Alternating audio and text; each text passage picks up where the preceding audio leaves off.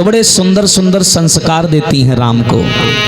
मैया कौशल्या कोई साधारण माँ नहीं थी, साक्षात वो देवी का अवतार थी। उन्हें भविष्य के बारे में भी ज्ञान था कि आगे क्या होने वाला है, इसीलिए हमेशा दशरथ को समझाती रहती थी।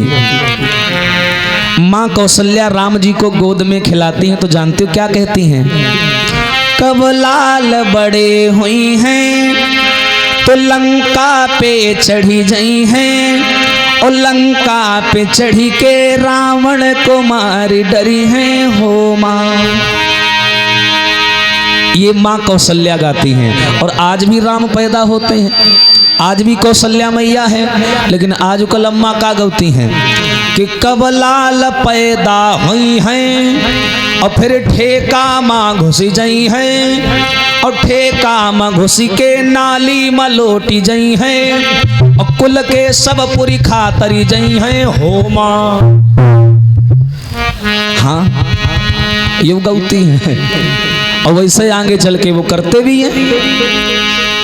अब देखो धीरे धीरे राम जी जब सयाने होने लगे तो आज उनको पढ़ने के लिए महाराज दशरथ ने गुरु वशिष्ठ के यहाँ भेजा। गुरुग्रह पढ़न गए रघुराई, अल्पकाल विद्या सब पाई। देखिए तुलसीदास जी ने इशारा किया कि अल्पकाल, अल्प यानी कम समय में, कम समय में राम जी ने विद्याओं का अध्ययन कर लिया। कितने समय में? ये वाल्मीकि रामायण बालकांड का प्रमाण है कि प्रभु रामचंद्र ने मात्र 8 दिन में 64 विद्याओं का अध्ययन कर लिया। इसीलिए तुलसीदास जी ने लिख डाला अल्पकाल विद्या सब पाई। आज जब विद्या अध्ययन कर ली तो राम जी गुरु जी के आश्रम में गुरु सेवा में रहने लगे। लेकिन गुरु जी के साथ रह कर के राम जी का एक नियम बन गया। कौन सा नियम?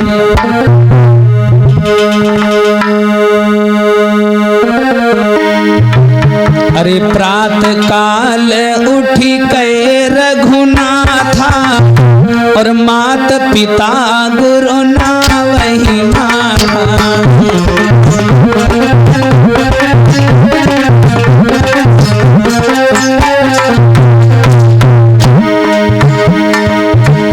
हरि प्रातः काल उठी कर रघुनाथा, मात पिता गुरु ना वही माना।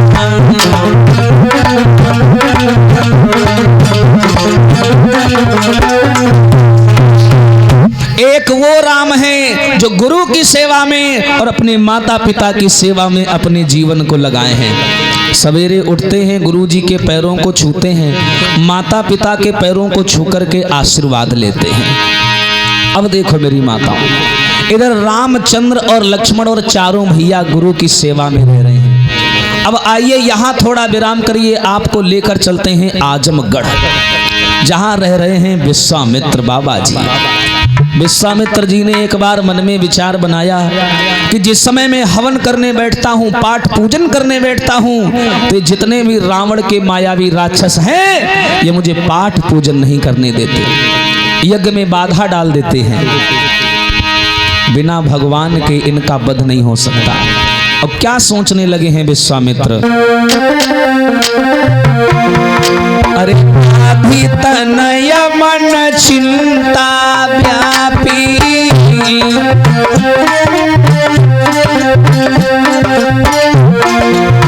हरि बिनु मरहि न निशिचर पापी। सिया राम जी की जय हो, सीता राम जी की जय हो, राजा राम जी की जय, राम जी की जय।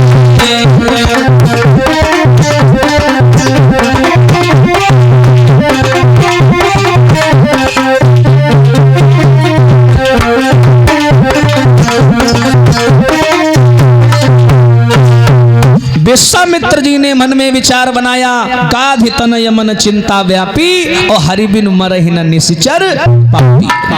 बिना राम के इनको मारने वाला कोई नहीं है। तब मुनिबर मन कीन विचारा, हरि अवतरे हरन महि भारा। विश्वामित्र जी को लगा कि राम जी अयोध्या में आ चुके हैं, कैसे भी करके राम जी को लाना चाहिए और इनका वध कराना चाहिए। अब देखो विश्वामित्र राम लक्ष्मण को लेने के लिए आजमगढ़ से अयोध्या के लिए लगत कुंवार की छठी को चले। ध्यान से सुनना। और 3 दिन रास्ते में लग गए और 9वीं को अयोध्या में पहुंचे और 10वीं को दशरथ से मिले। बोले महाराज क्या तुम अपने दोनों बेटा राम लक्ष्मण हमें दे सकते हो? राम लक्ष्मण को मांगने लगे। तो जानते हो दशरथ ने क्या कहा? सुनो बाबा जी, मैं सब कुछ दे सकता हूं लेकिन राम और लक्ष्मण को नहीं दे सकता। मेरे जीवन के दोनों और सहारे न मांगो, जीवन के दोनों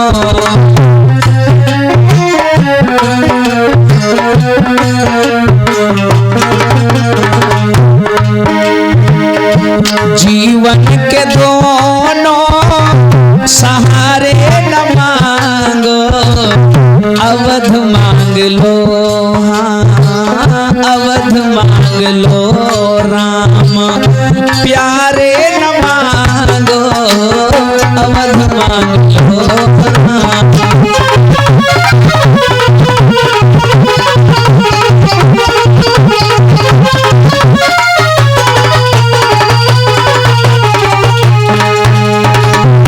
जवाब दिया है कि सुनो महाराज विश्वामित्र, सब कुछ मांग लो, प्राण मांग लो मैं दे दूंगा, लेकिन सब सुत प्रिय मोहि प्राण की नाई, पर राम देत नहीं बनत गुसाई।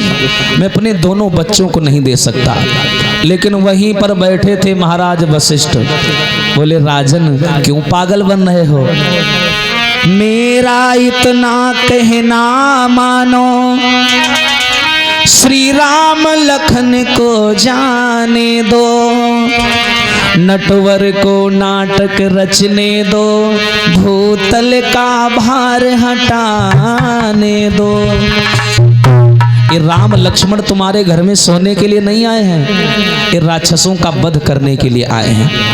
हमारा इतना कहना मानो, इनको जाने दो। आज दशरथ बेचारे मजबूर हो गए और राम लक्ष्मण को अपने से अलग कर दिया। बोले जाओ बेटा, कभी जीवन में ऐसा काम मत करना जो तुम्हारे पिता का सर झुके। जाओ। आज विश्वामित्र एकादशी को रुके और द्वादशी को राम और लक्ष्मण को लेकर के चल पड़े। कहाँ के लिए? आजमगढ़ के लिए। सरयू मैया में स्नान किया और विश्वामित्र को मालूम था कि इस रास्ते पर सबसे ज्यादा गुंडा लोग रहते हैं। अब डीएम एसडीएम हमारे साथ ही में है, तो ऐसे ही रास्ते से ले चलो जहां गुंडई ज्यादा है। हाँ, सबको पिटवाते ले चलो। तो सबसे पहले ताड़क वन में ले गए, जहां ताड़िका नाम की विकराल राक्षसी रहा करती रहा, बिल्कुल मामा की जैसी जो बैठे पीछे। हाँ हाँ हाँ, बिल्कुल विकराल ताड़िका राक्षसी। अब जैसे ही ये तीनों प्राणी जंगल में घुसे और जब ताड़िका के कान में आवाज पड़ी कि कोई आ रहा है, तुरंत विश्वामित्र को मारने के लिए झपटी। अब विश्वामित्र बेचारे डरा गए और राम के पीछे खड़े हो गए। बोले बेटा राम देखो,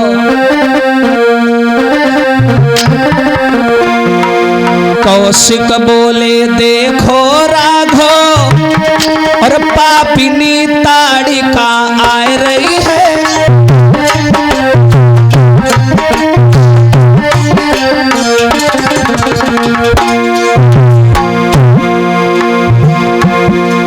कौशिक बोले देखो राघव, पापिनी ताड़िका आ रही है,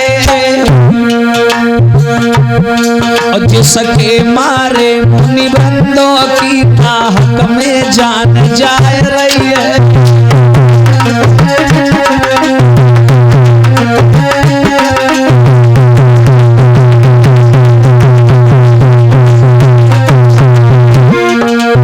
ओ बेटा राम, ये ताड़िका आ रही है। हाँ, और हमने सुना है कि ये ब्राह्मणों को बहुत जल्दी मार के खाती है, क्योंकि अच्छे खासे सुंदर भी होते हैं, गोरे होते हैं, खूब दूध घी खाते हैं। ये बैठे तो हैं। हाँ, खूब लदे होते हैं, तो खूब मांस होती है शरीर में। तो बोले बेटा जल्दी बचाओ नहीं तो ये खा जाएगी। हाँ, और क्या बोले, इसलिए न देर करो राघो, धनुआ धारण यसुरारी करो। एक ही बाण से ओ बेटा इस पापिनी का संहार करो।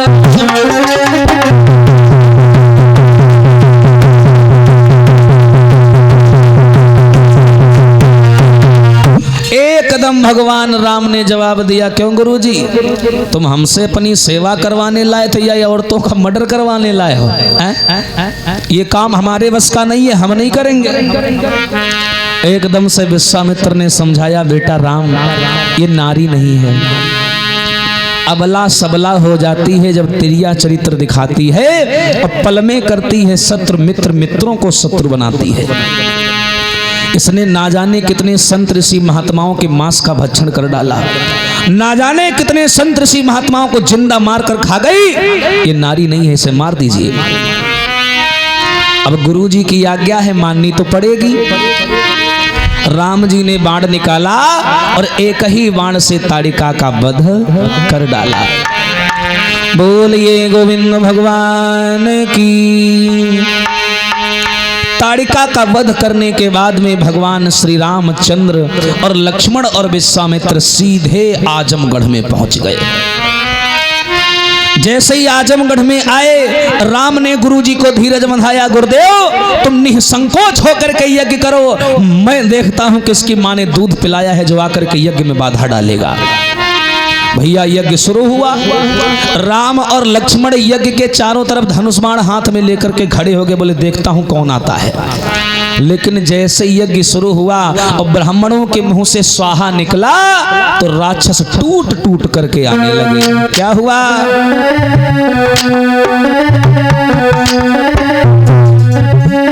हरि स्वाहा स्वाहा की ध्वनि सुन कर के सबरे राक्षस पड़े टोरा।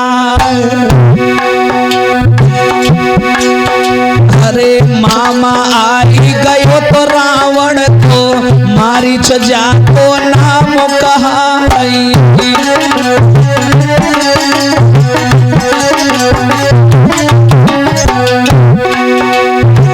जिस समय आजमगढ़ की धरती पर यज्ञ शुरू हुआ तो याद रखना, जब ब्राह्मणों ने स्वाहा स्वाहा बोला तो झाड़ियों से राक्षस निकल निकल करके आने लगे। और जो राक्षस लोग आए, राम जी ने लक्ष्मण को इशारा किया, बेटा उठा लो हथियार। क्या हुआ?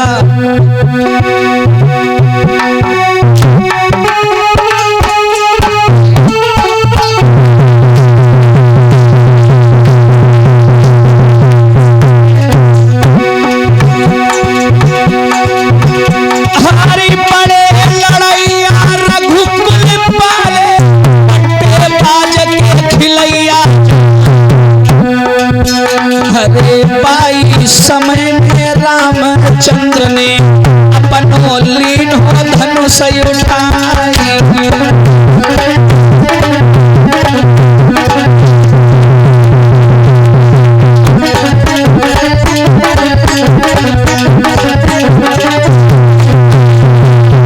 जिस समय आजमगढ़ में यज्ञ शुरू हुआ,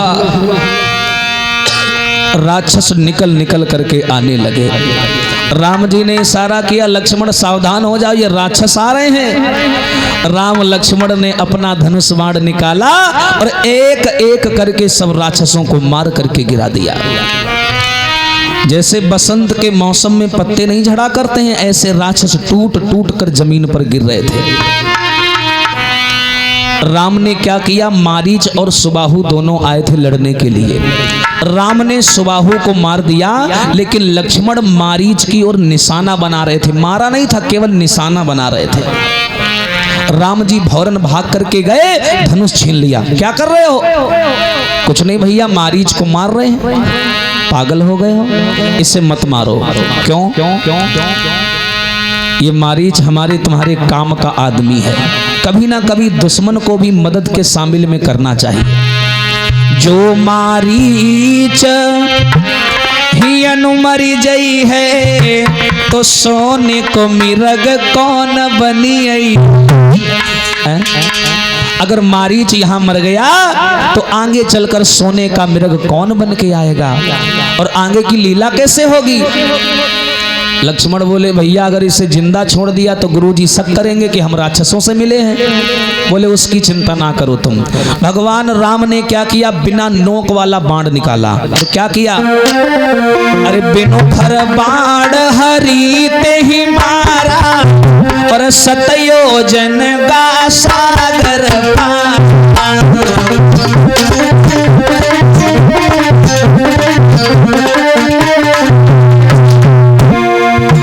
हरि बिनु फर बाण हरि ते ही मारा और सतयोजन का सागर पारा।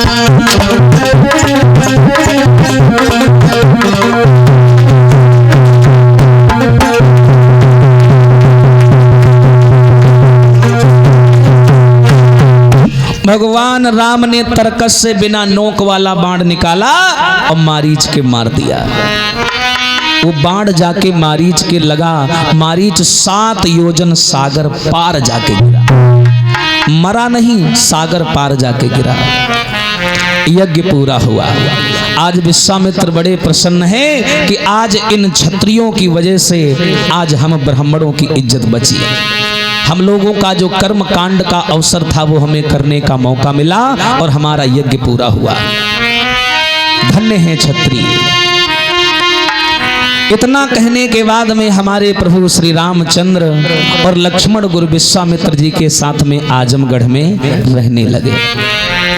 अब आइए इधर थोड़ा विराम करते हैं, आपको लेकर के चलते हैं जनकपुरी, जहां प्रभु श्री रामचंद्र जी की प्रिया दुलारी मैया सीता जी रह रही हैं। प्रेम से बोलिए राघवेंद्र सरकार की। आए उससे पहले ताली बजा के भगवान का संकीर्तन बोलेंगे, उसके बाद में जनकपुरी लेकर के चलते हैं।